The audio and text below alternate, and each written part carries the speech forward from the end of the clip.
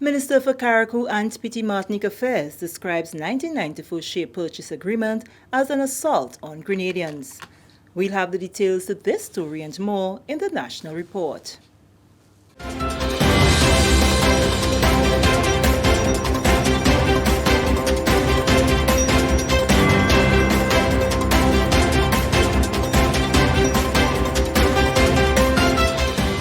Welcome back. With the details to the news for Wednesday, January 20th, 2021, I am Sherian Noel. Minister for Carriacou and Petite Martinique Affairs, Honorable Kendra Matruin Stewart, says the 1994 share purchase agreement between WRB and the government of the day was a direct assault on the citizens of the country. Minister Stewart told members of the lower house during the meeting on Friday that the government lacked vision as to the direction the world was heading. Minister Matruin Stewart said because of the administration's poor judgment, Grenada was on the losing end of the deal for decades.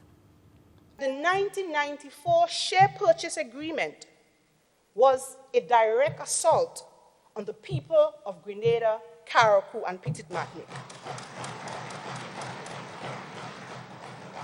I say so, Mr. Speaker, having regards to the terms and conditions under which those Grenlec shares was sold, a national asset to WRB. Mr. Speaker, the share purchase agreement, in my view, demonstrates that the then administration lacked foresight and vision as it relates to the advancement and change of the world focus to that of renewable energy sources and the liberalization of the energy sector.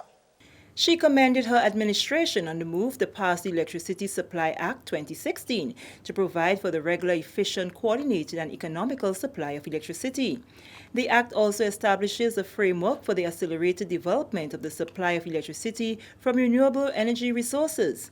Minister Matruin Stewart described the Electricity Supply Act as an opportunity to take advantage of available natural resources. The enactment of the Electricity Supply Act, I believe, was a noble and genuine attempt to liberalize our energy sector. It is my view, which is a very forward-thinking and very progressive bit of legislation, especially for small developing islands like ours. And Mr. Speaker, I hear all sort of talk about motives and who had axe to grind and vendetta nonsense. But the point is, Mr. Speaker, we are in the 21st century, and we have to take advantage of our natural resources. The wind and sun is free, and it's plenty, especially in Carriacou and Petite Martinique.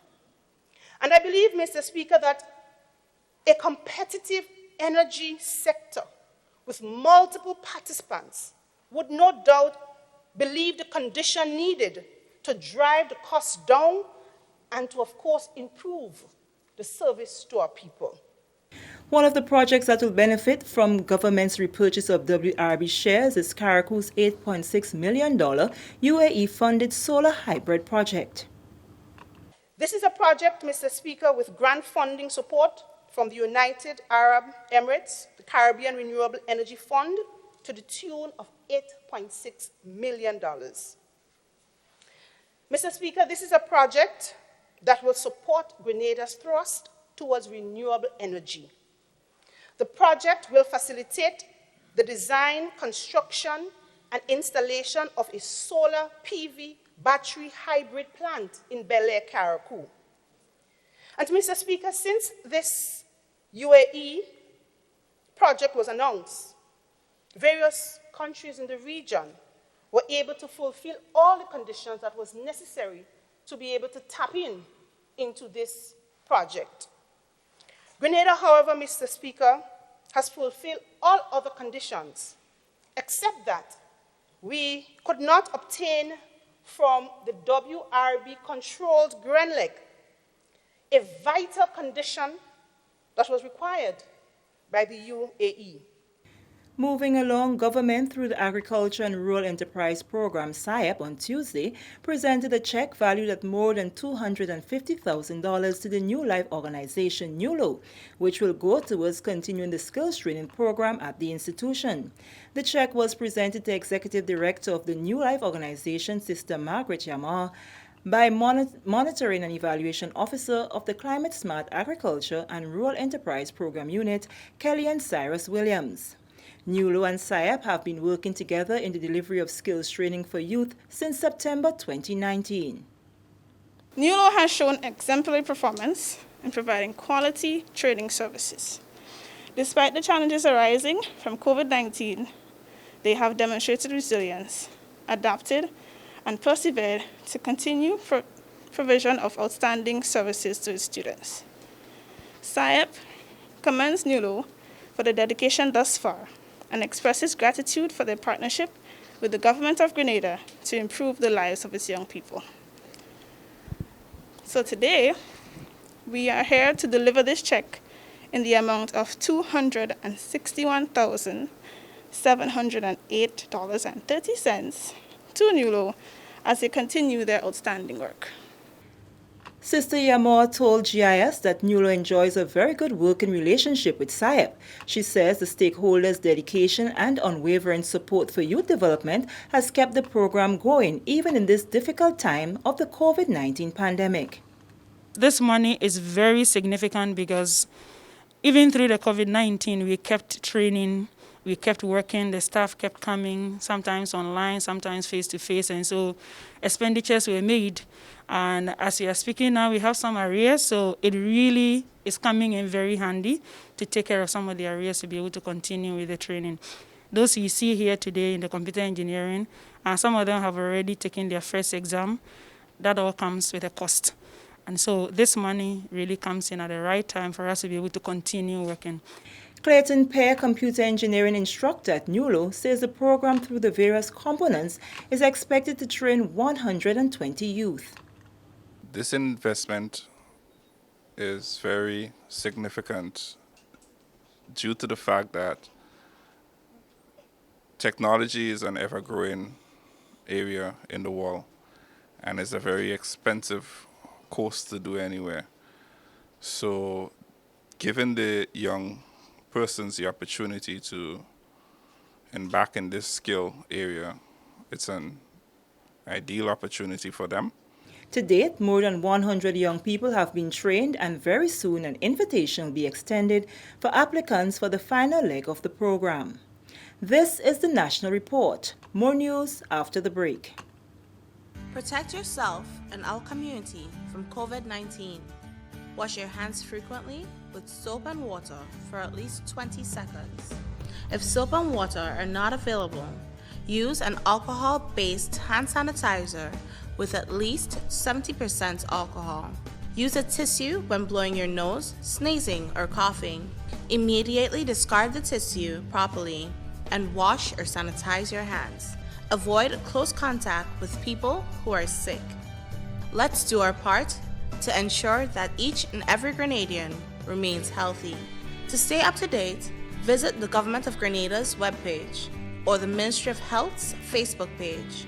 For more information, contact the Ministry of Health's hotline by calling 53-VIRUS. This has been a public service announcement brought to you by the Ministry of Health. Welcome back. The feasibility study for the Western Main Road Corridor project is complete. The study was conducted by Caribbean Civil Engineering Group valued at $5.1 million EC. Minister for Infrastructure Development, Senator the Honorable Nolan Cox, says recommendations from the study are now being analyzed so that remedial work can commence. The Western Main Road Corridor stretches from the National Stadium to the St. Mark's Secondary School. We are looking to include civil society as well as part of that presentation. We want to ensure that we keep the public in tune with what is taking place, especially with the Molinier situation. It's a very difficult task in terms of we having to deal with that and remedy that situation in Molinier.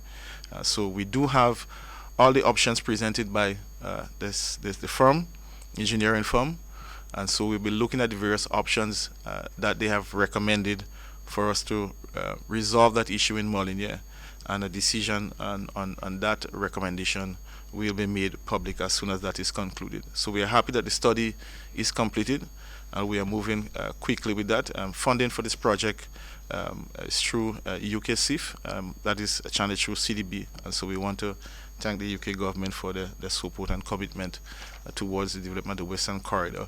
That project stretches from the National Stadium to St. Mark's Secondary School. So that whole Western Corridor will see upgrades of road, slope stabilization, but most importantly, the Molyneux area. The Infrastructure Development Minister also provided an update on concrete and asphalt work to be done during the month of January at a cost of over $2 million.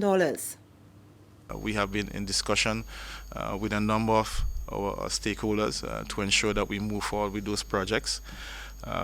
We are confident we are moving very good.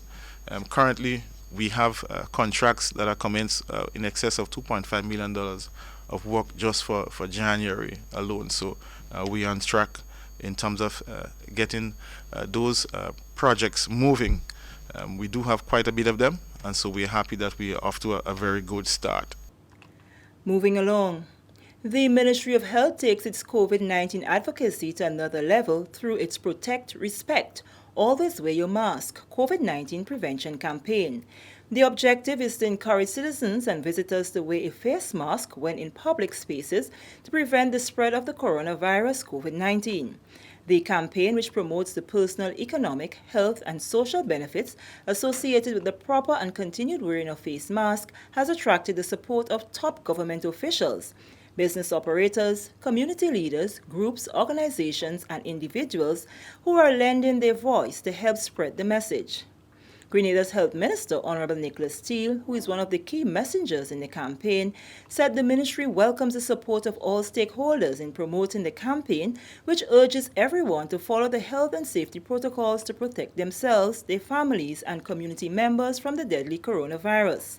Minister Steele added that one of the best ways to quickly return to some degree of normalcy is by wearing a mask and curbing the spread of the virus.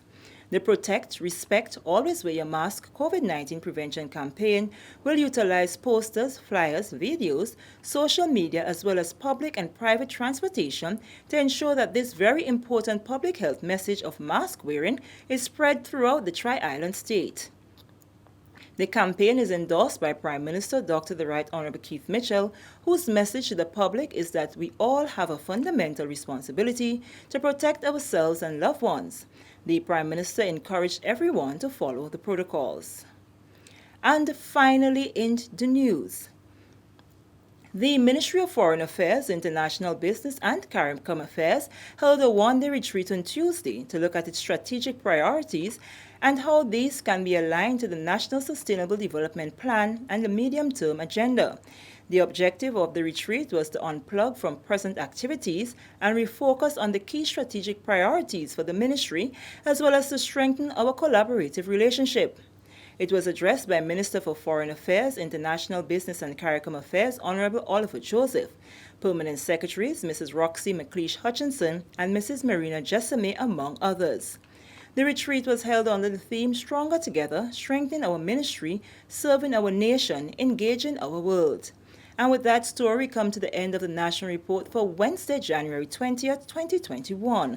On behalf of the entire news and production team, I am Sharian Noel, thanking you for viewing.